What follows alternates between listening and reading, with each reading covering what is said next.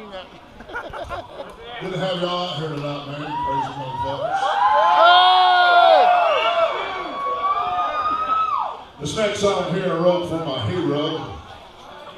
Everybody's got heroes. Young Cord Pool over here. His hero was Eddie fucking Van Halen. John Boy, he's stuck between Nikki Sixx and Ghost Rider. But you see, my hero was of a different sort. My hero happened to be my father, my dad. My dad was so fucking cool, man. I wanted to walk like that, man. I wanted to try to match him stride for stride. He had a cool little Texas swagger, a southern strut, so to speak. And from the time I could get up off my knees and paws, I wanted to take stride and walk like that man. My dad taught me a lot of life lessons. One of them was that he didn't wear a belt to hold his pants up. He wore a belt just so he could have it close in case I was in need of an ass whooping.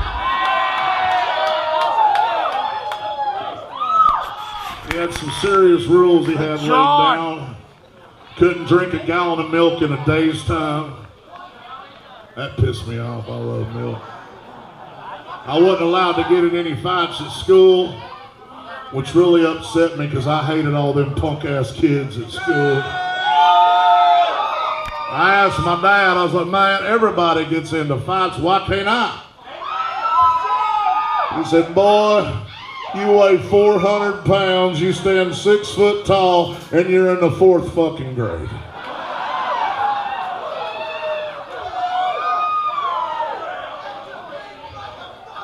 Taught me a lot of life's lessons, but one day I did get into a fight at school. I whooped this old boy's ass, and good. But I run home because I didn't want the school to have a chance to call my dad and tell him about it. I wanted to be able to tell him first. John. And I run in that front door and I was like, Dad, I got into a fight at school today. Before I had a chance to explain myself, I heard the all familiar sound of a belt unbuckling.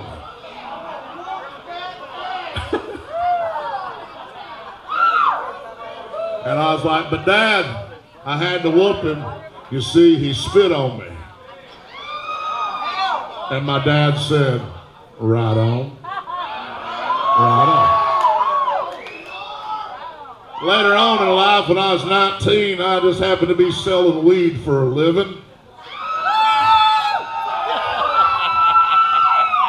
Pretty good living it was. My roommate called me and said, man, whatever you do, don't go home. Law's at your house, and your dog is going crazy. And so is theirs. So I didn't run home, I run straight to my dad's, and when I walked in the door, my dad had this all-knowing look on his face. He held up the keys to his motorcycle, he looked me right in the eyes, and he tossed them to me, and he said, right on. Right on.